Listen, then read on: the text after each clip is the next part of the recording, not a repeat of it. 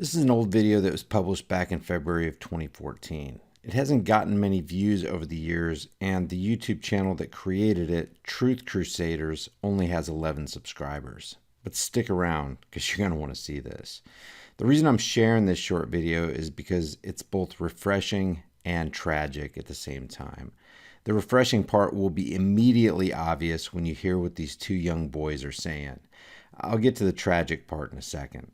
I only found out about this video this morning when I was reading comments under the video I did yesterday about a trip Trish and I are planning to make to Richmond, Virginia to cover the event on January 20th at the state capitol building where freedom lovers who just want the gun-grabbing psychopaths of Virginia's government to leave them alone are planning a rally.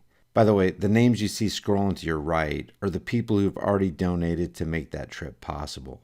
Guys, Trish and I are absolutely floored by the support. Thank you so much. Here's the message I'm talking about.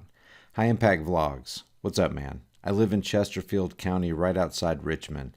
I'd love to get you guys a meal while you're in. Love your videos and how you support other channels. Iron sharpens iron. I saw the one where you encouraged folks to check out your son's channel. That was cool. My oldest son was shot and killed by a bad guy with a gun.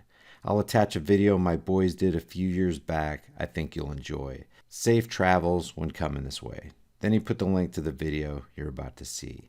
Now, I don't know the circumstances behind what happened with Chris's son or how it happened, but if it's how things usually go down, there's a good chance Chris's son didn't have a gun because control freak politicians legislate good people out of having guns like we've seen so many times before. Laws like that put people in real life-destroying, damned if you do, damned if you don't, catch-22 situations.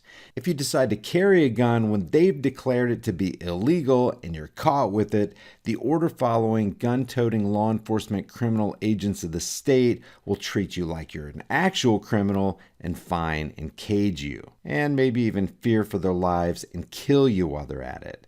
If you comply with the law and don't carry a personal protection device, you're an easy target for any evil non-law enforcement criminal with a gun. You can't win either way. I couldn't even stop the tears from flowing when I watched this video, probably because I have two boys myself, and we used to make freedom-sparking, truth-telling videos like this all the time when they were little. Wait, let me get this straight. You want me to demand a plan from a government who steals our wealth, terrorizes other nations, and can't even balance a simple budget? I'll leave a link to one of them in the description if you want to see it. To lose one of my kids, especially like that, would be absolutely infuriating and devastating. So I'm putting this video out there as a memorial to Chris's oldest son, Cody. And Chris, if you're watching, email me if you want, and if you feel like it, I'd like to hear the circumstances of this tragedy. My email is contact@highimpactflix.com.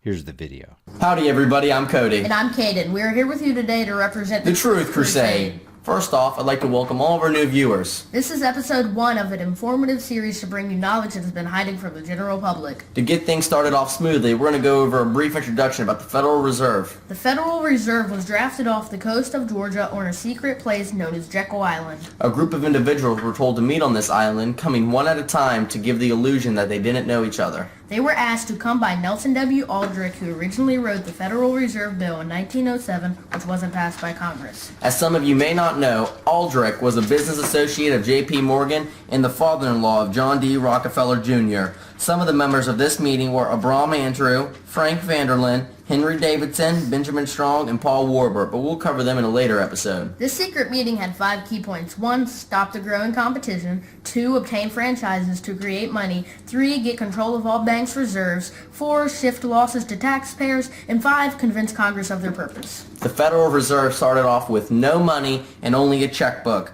The United States government could go to them to get instant money without consulting taxpayers. Money that's created from nothing is then given to the government, loaned by banks to the people, and then the people who then pay interest on it, then our interest goes back to the Federal Reserve. We are literally paying interest on nothing and continuing to fuel their privately owned money cartel. That's all we have for episode 1. This was just a brief introduction for a monumental series to come.